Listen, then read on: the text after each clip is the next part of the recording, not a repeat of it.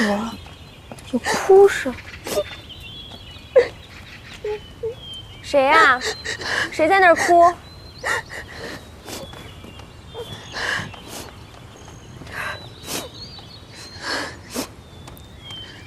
奴婢请贤妃娘娘安。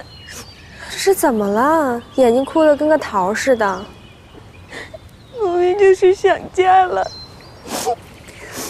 你伺候皇后娘娘更要注重一些仪容，别挂了一脸泪痕回去。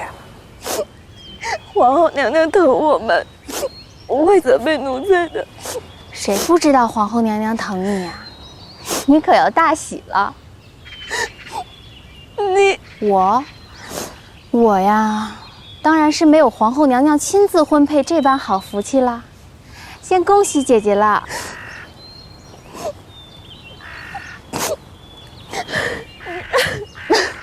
阿若，你还笑？话那么多。主儿，今儿上午奴婢去皮库，谁知道他们忙忙碌碌的，说皇后娘娘正在给莲心备嫁妆，要嫁给王钦呢。好好的一个姑娘家，真是可惜了。有什么可惜的？这满宫里的太监属王钦地位最高，好多人想巴结都巴结不上呢。莲心配了他，是占便宜了。宫女配太监本就可怜，你不能取笑的。哦，主儿，以后你也会给奴婢许一个好人家吗？那是当然。奴婢全凭主恩典。索性，主今儿高兴，快求求他，让他也给你指一个好人家成婚。奴婢要一辈子伺候主的。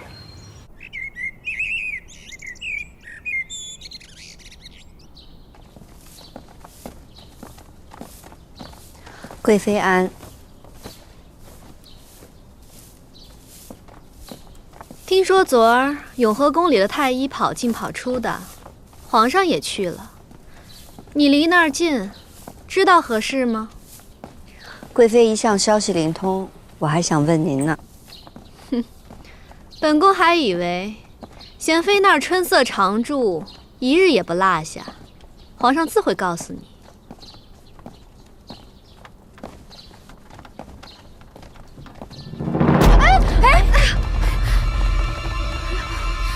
这谁啊？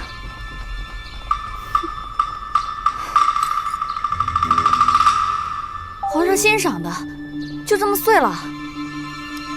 就一只玉钗而已，皇上赏的还少吗？小家子气！看清楚是谁了吗？看背影像是苏云，应该是没常在。主儿，别气恼了，别误了给皇后娘娘请安。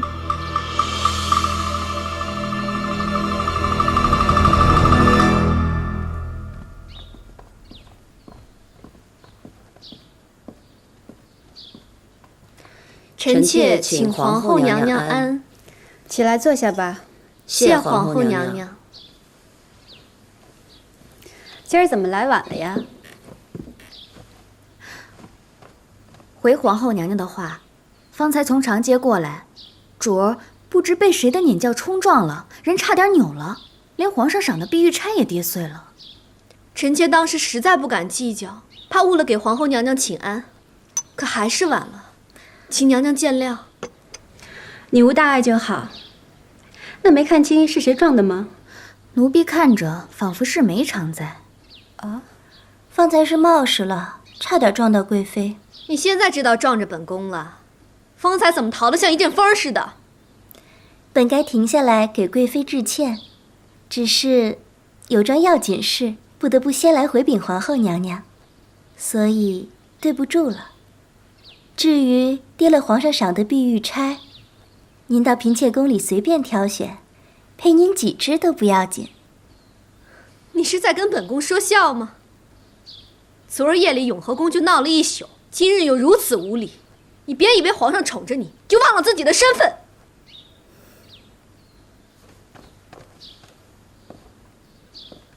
禀皇后娘娘，臣妾昨夜偶感腹痛，皇上传了太医来看，说是臣妾遇喜。已然有身孕了。这么快？不算快了，臣妾服侍皇上已有半年，若是半年都还无身孕，那定是臣妾无福。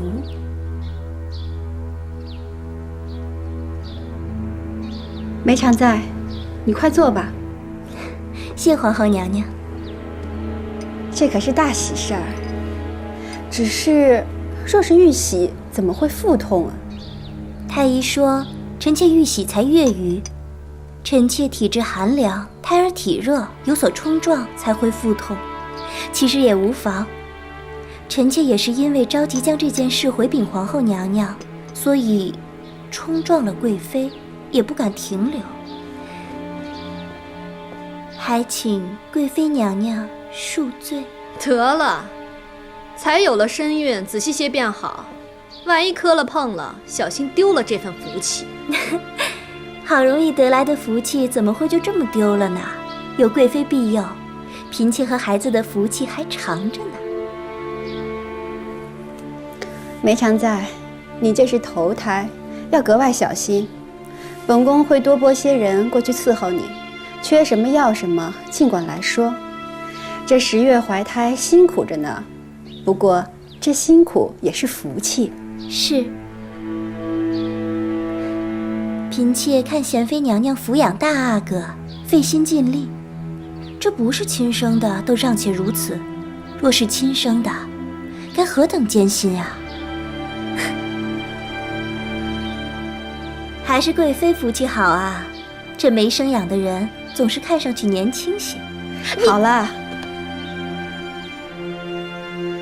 这有孩子的固然高兴，没孩子的也不必急，你们早晚都会有自己的孩子的。梅常在这胎来得好啊，若是个皇子，可是皇上登基后的第一子呢，那可是大贵之子。程家贵人吉言了。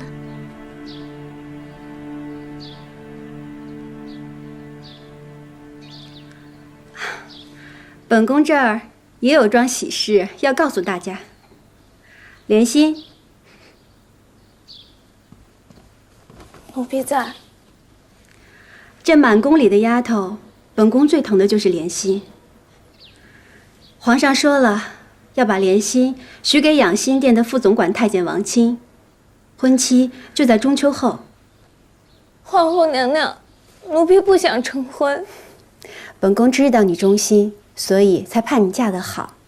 你的嫁妆，本宫会加倍给你。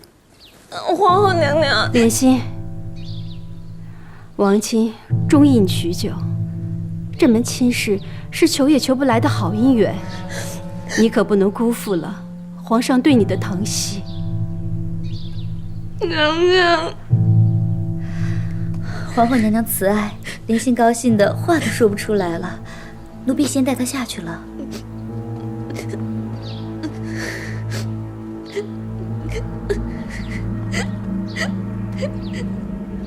皇后娘娘真是慈爱悯下。是啊，王钦可是皇上眼前的大红人儿，这门姻缘配得上莲心。现在最要紧的是梅常在腹中的龙胎。梅常在，你可要好好休养，万不能有什么闪失。是。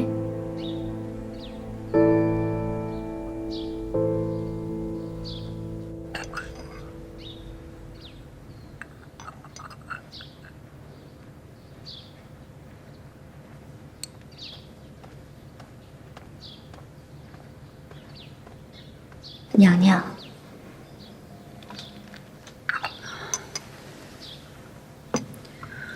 莲心她无事吧？没什么事，可能一时想不明白才哭了。让莲心嫁给太监是委屈她了，本宫日后一定好好补偿她。王钦有体面，也不算是委屈了莲心，能够为娘娘办事，她理应高兴才是的。你好好安慰她，让她一定知道，笼络住了王钦，就是笼住了皇上的心思和脚步。奴婢明白娘娘的苦心。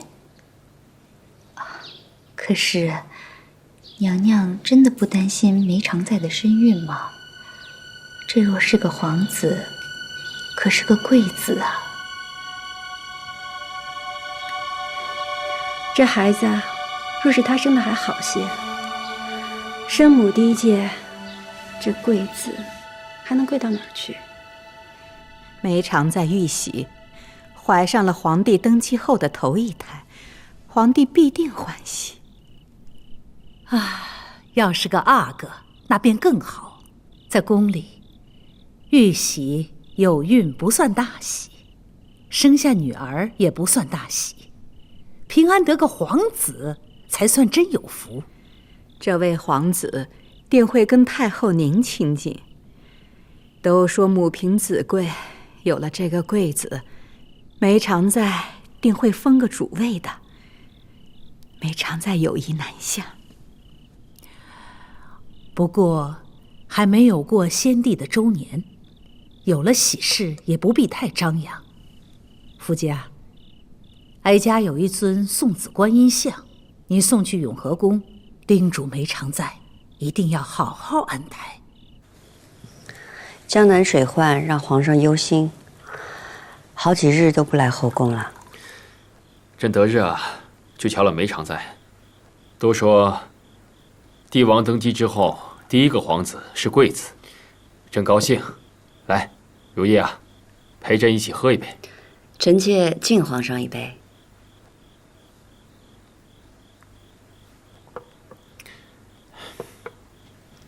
皇上知道吗？皇后娘娘要把莲心许配给王钦。怎么突然问起这个？臣妾只是觉得，好好的女孩子家，嫁给一个太监，可惜了。那是皇后好心，让他们两个好有些照应，所以朕就允了。皇后贤惠，但朕也知道，你和贵妃之间，她更偏爱贵妃，所以皇后的事情你也少沾染，对你有益。贵妃自然有贵妃的好处。皇上，在这儿咱不说别人。哟，你还有这小心眼儿。皇上的心啊，分两半儿，一半儿在前朝，一半儿在后宫。这后宫大半儿呢给了太后和皇嗣，小半儿给了妻妾。在妻妾这一半儿呢，嫔妃们各自都分了一点儿。皇上今天在臣妾这儿，要是还说别人，那臣妾不就连芝麻点大都沾不上了？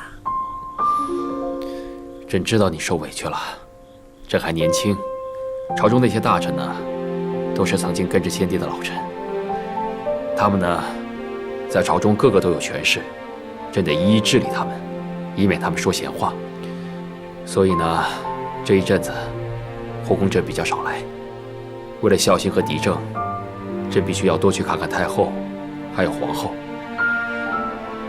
臣妾明白，臣妾不能怨，怨了就是不理解皇上的难处。臣妾当然想皇上来，最好来了就不要走了。但是臣妾也明白，皇上是天下的皇上。这是真话了。在后宫里啊，嫔妃们呢，各自有各自的好处，可有一件是他们没有，只有你有的。什么？是一份直爽。这份直爽是对着朕的，从初见到现在从未变过。直爽不是后妃之德，这算什么？这好处啊，是夫妻之间的，朕懂，朕也珍惜。这延禧宫，虽然朕不一定能常来，但你总在朕的心里，而不是在这宫里。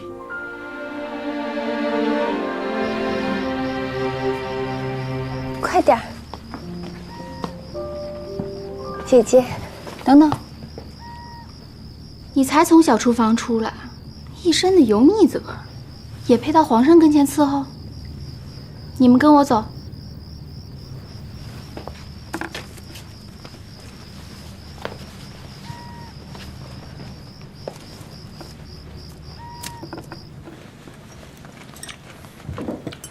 皇上，主。这道安子水晶块是皇上最喜欢的，主啊，一早就吩咐小厨房做好了，差半分都做不成这水晶剔透的样子。这道荷花蒸鸭脯是专用了不肥不瘦的鸭脯肉，吃起来最是性凉去火。这道糖醋桂鱼酸甜可口，最宜下饭饮酒。还有一道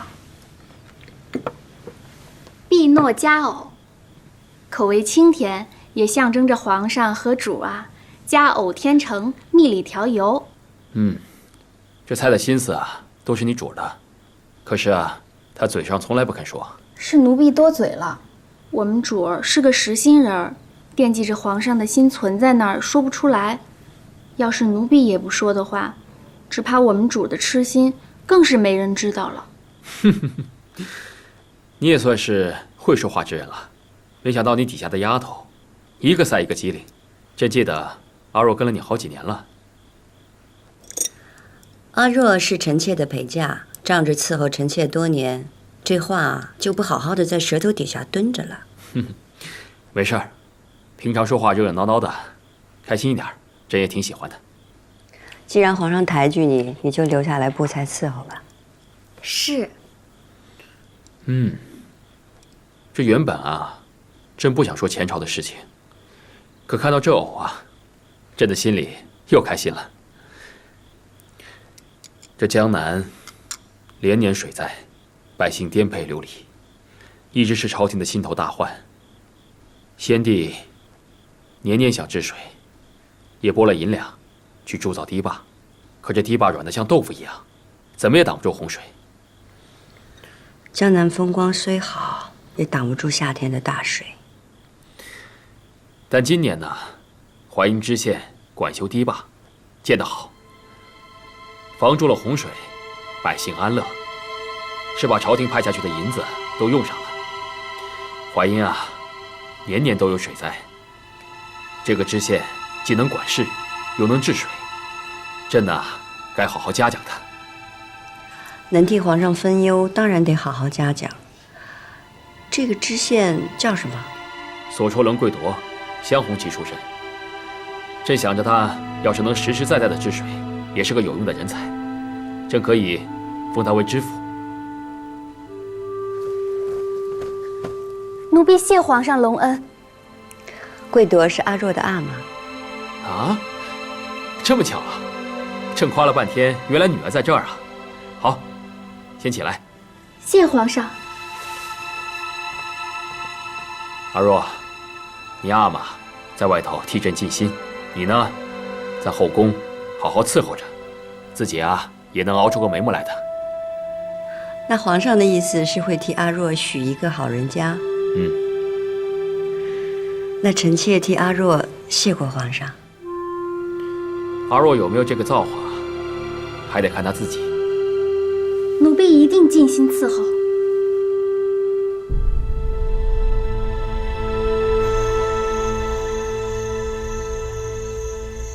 索性，虽然我和你都是伺候主的宫女，但我是主的陪嫁，我阿玛又得皇上夸奖。从今往后啊，我与你便更是不同啦。知道，这样大的喜事，恭喜姐姐了。这杏花粉就是好，扑在脸上可养人了，是我阿玛特意从外头捎给我的。出了一身的汗。哎，你去打水来给我擦身子吧，还有拿艾草好好熏熏，可别让蚊子咬着我。是。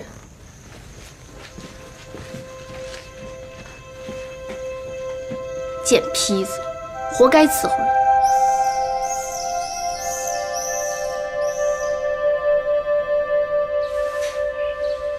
宫女的衣裳真是素净，越看越寒酸，偏连鞋子上也不让绣花。阿瑞姐姐，你新做的衣裳已经到了，好看的很呢，我已经给你放在你的衣柜里了。是吗？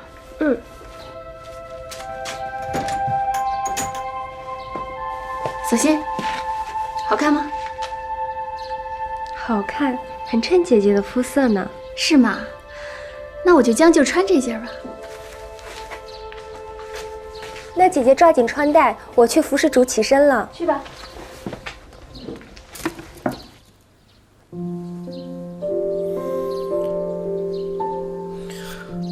朕还记得在前底的时候，你经常替朕梳头发。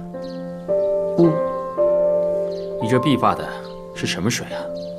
好像不是平常用的渔叶刨花水啊。这种花水啊，是配了乌金、榧子、皂角几味中药，再加上梅花里的血水，配以茉莉、栀子调香，常常用这种水梳头，会使头发乌黑健忘。这人们都说啊，白头到老。这要是经常用你这花水梳头，那岂不是咱们要黑头到老了？不许白头。皇上，你惯会笑话臣妾的。岁月虽长，但慢慢携手同行，总会有白发齐眉、相携到老的时候。来日不知何许长，到时候臣妾鸡皮鹤发，皇上都不愿意看臣妾了。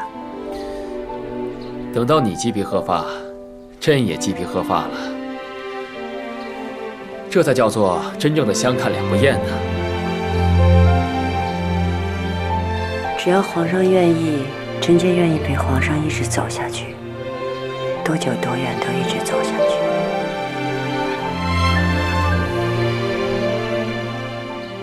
皇上快起驾吧，别晚了。小心，阿若怎么还没来照应？奴婢去催催。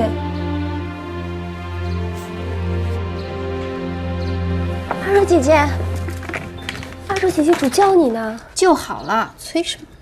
够好看了，不似寻常宫女，反倒像一位格格呢。这样才合我的身份。皇上起驾！阿若姐姐，快一点吧。儿臣给皇阿玛请安。好，来，皇阿玛带你去上书房，顺便问问你师傅，你功课如何？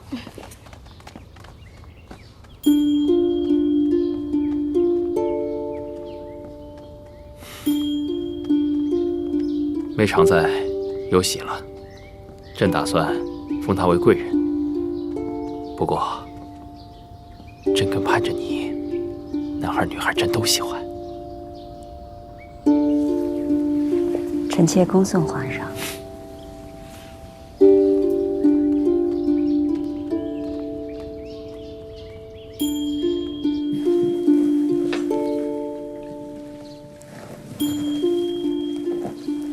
主儿，您喝茶。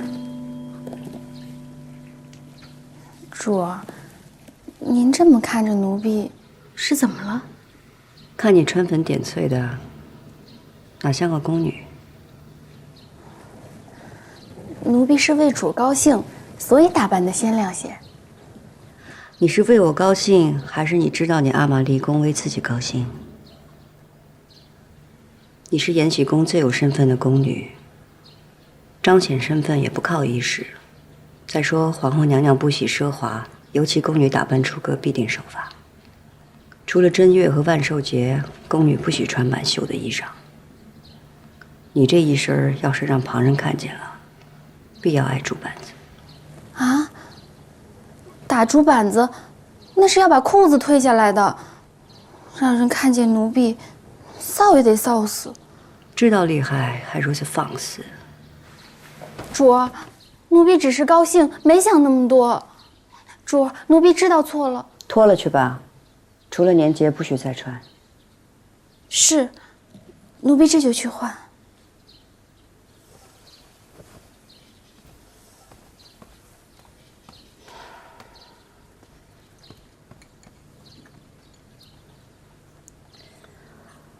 阿若现在有些家事越发轻狂了，你跟她住在一起也多提点着点。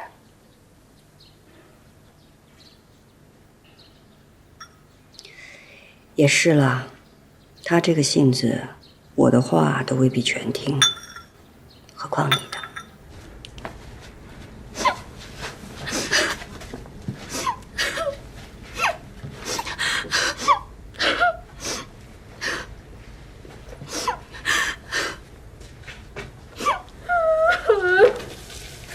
姐姐。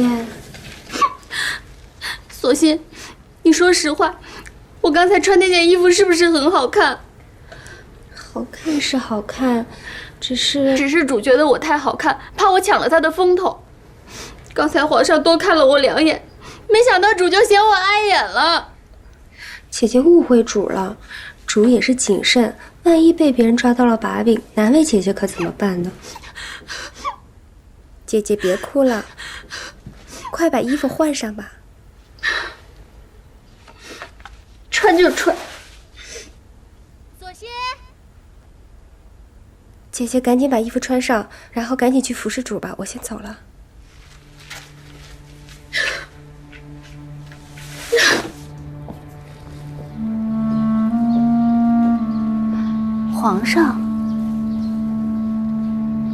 皇上亲自送永皇去读书。自从大哥给了贤妃，皇上更疼她了。就是咱们二哥，也没得皇上亲自送去圣书房啊。贤妃捧着永皇这般得宠，果然是狼子野心，另有所图。娘娘总算是看清了。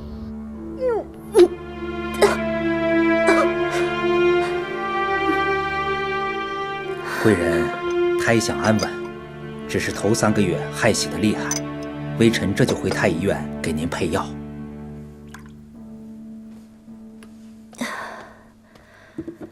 我胸闷恶心，头也疼得厉害。皇上呢？素云，快去请皇上。这是太后赏您的燕窝，给您安胎的，您先吃着，奴婢这就去。皇上可真重视玫瑰人这一胎呀！这才玉玺多久，就封了贵人。若生下贵子，岂不立刻封嫔？你怎么就知道她一定怀的是贵子，又一定生得下来？小小琵琶女，处处与本宫作对，她便这般有福了。贵妃娘娘说的是，这玫瑰人打进宫后就对您不敬。如今更是仗着玉玺作威作福，整日缠着霸着皇上。听说前几日皇上刚去您那儿，就又被他给叫走了。本宫容不得玫瑰人，就是如此。本宫会日夜祈求上苍，让他求子偏生女。即使是生下皇子，也是个蠢笨呆傻，不得皇上喜欢的。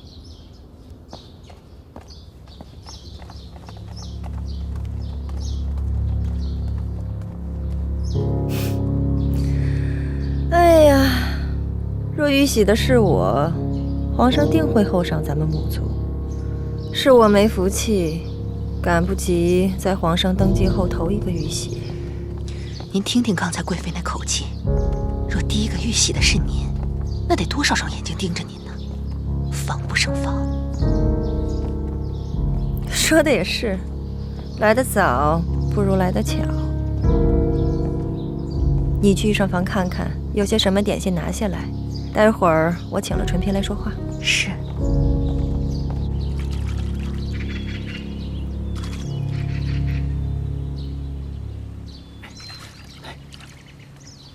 哟，小路子，哎，忙什么呢？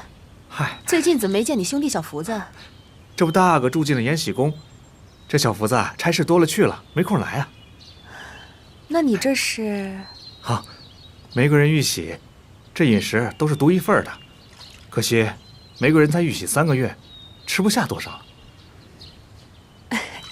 刚有身孕都这样，等以后啊就吃得下了。是。得了，你忙吧。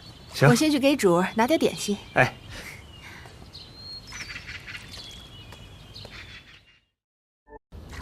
主，皇上也回去了，外面秋风寒，咱们要不早点回去歇歇吧？回去也是闷着，头晕恶心的，不如在这透透气，还舒服些。皇上陪了您一上午，您的脸色看起来也好多了。我也是头一回玉玺，心里总是害怕，还想皇上多陪我会儿呢。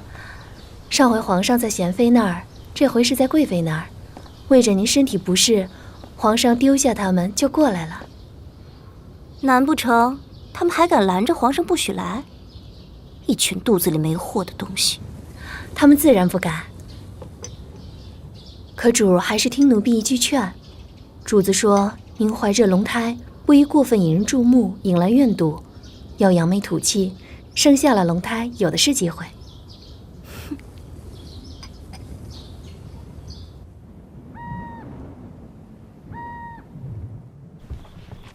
给皇后娘娘、贵妃娘娘请安。起来吧。谢皇后娘娘。王亲，今天是你跟莲心的喜日子，你们成婚不能张扬，就本宫和贵妃送你们吧。这，奴婢多谢皇后娘娘恩典，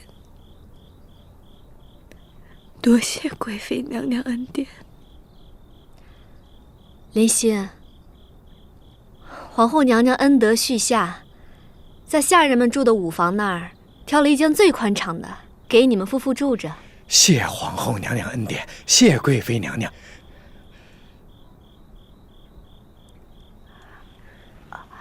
吉时已到，快行礼吧。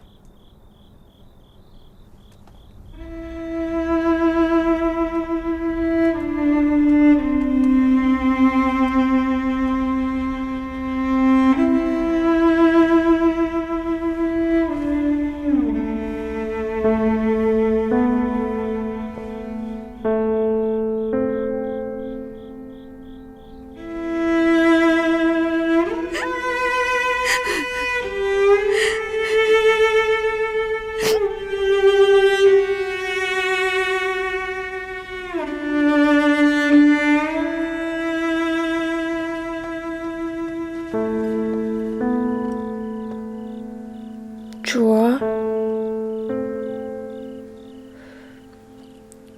今是莲心成婚，主是为了这个闷闷不乐吗？你看到莲心这样，你高兴啊？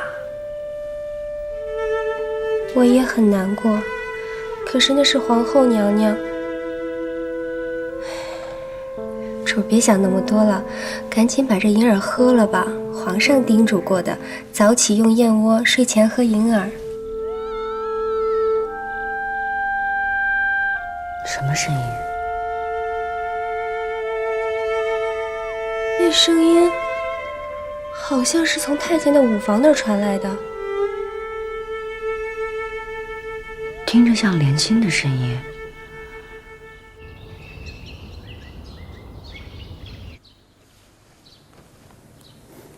行了，快起来吧。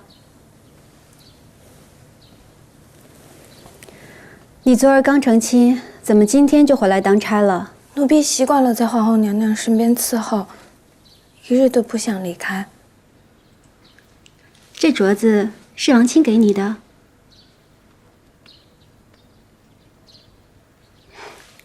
那看来他对你是极好的。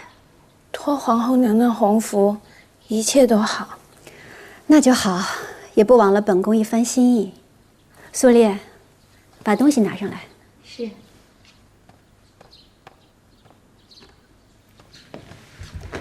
这锦盒里的是对鎏金福寿双成的佩环，也愿你和王亲福寿双安，白头到老。奴婢多谢皇后娘娘恩赐。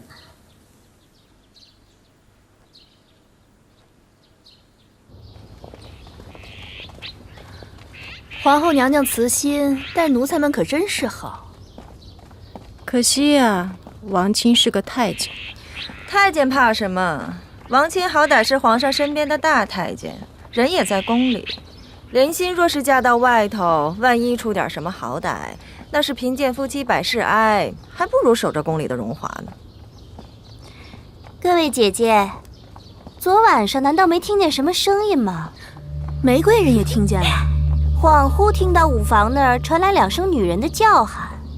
照理说，延禧宫离午房最近，该是贤妃听得最清楚。的确是，我们睡得早，什么也没听见。贤妃娘娘不肯说就罢了，阿若，你睡得晚，你可听见了？没有。或许是哪个太监的叫声，听起来很像女人吧？太监就是太监，女人就是女人，声音不一样的。会不会是莲心？咱们这么揣测，估计会惹皇后娘娘不开心吧？许她喊，就不许咱们议论吗？我倒想知道个究竟，莲心为什么会喊起来？那声音啊，好凄惨啊！吓得龙胎都在我腹中抽了2下，差点便要传太医了。你们就少说2句吧。好了，我们走。走吧。姐姐，我想先去内务府寻些碎料子。那你早去早回。是。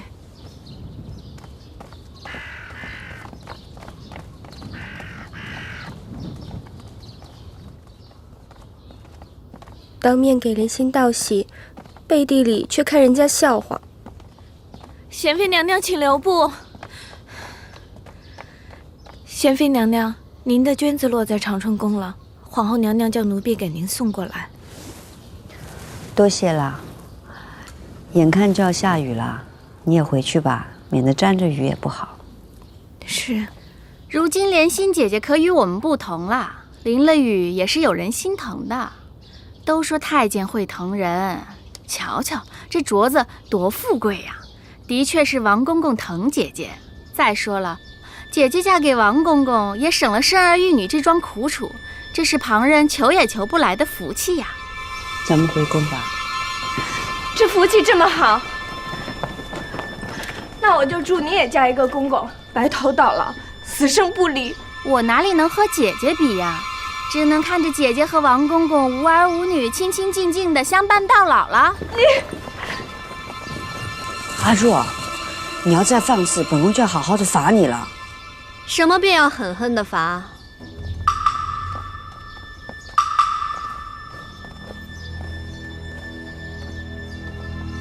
在宫中这样放肆取笑，就该立刻打死。不知怎的，本宫一瞧见莲心，便有些心虚，怕是自己配错了姻缘，误了她的终身。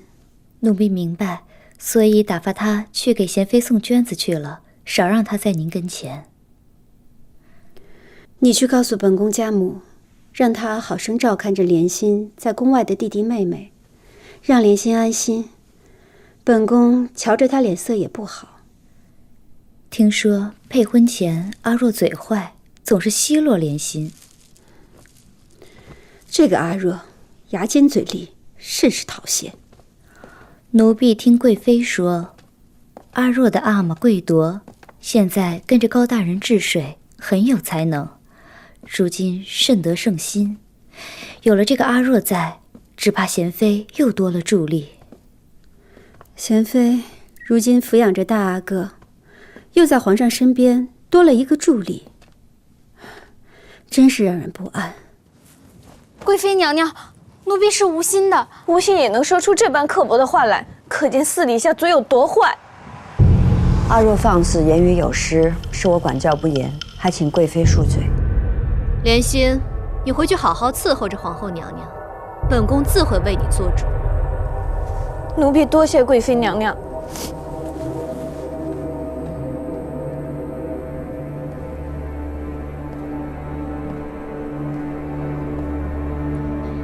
这嘴生得跟刀子似的，你是仗着贤妃的恩宠呢，还是仗着你阿玛在我阿玛面前略微得脸些，就真当自己是个格格了？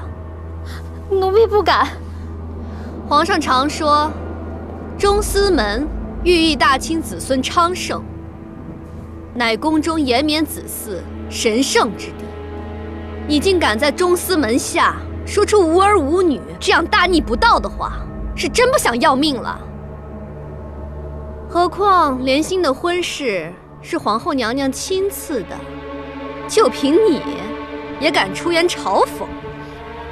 奴婢因与莲心姐姐相熟，才这般开玩笑的，贵妃娘娘恕罪啊！出言不逊，嘲笑宫人，无视中宫，冒犯祖宗，本宫不得不责罚你，以尽列祖列宗。